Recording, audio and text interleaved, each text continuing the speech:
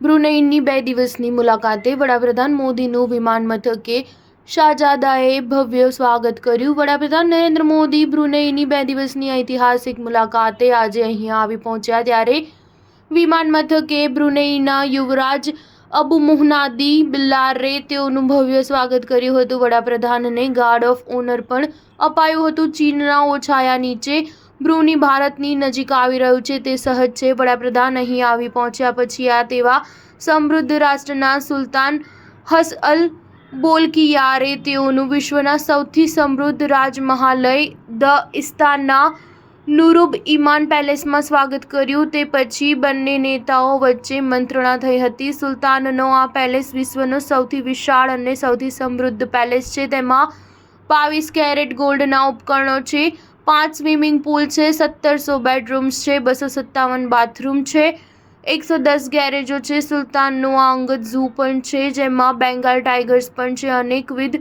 પશુઓ, પ્રાણીઓ અને પક્ષીઓ છે। સુલતાન સાથેની મુલાકાત પછી વડાપ્રધાને ઉપર લખ્યું, હિઝ મેજેસ્ટી સુલતાન હાજી હસન અલ બોલકિયારેને મળી ઘણો આનંદ થયો।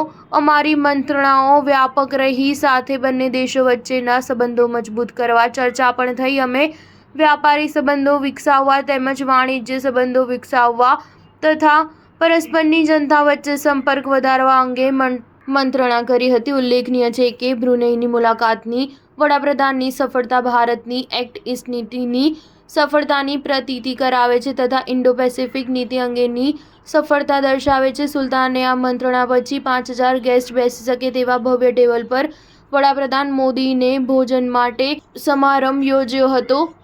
સાંજે વડાપ્રધાને અહીંના દૂતાવાસમાં નવા મકાનનું ઉદ્ઘાટન કર્યું હતું। તે સમયે બ્રુનેઈ સ્થિત ભારતીય સમુદાયના નાગરિકો પણ ઉપસ્થિત રહ્યા હતા।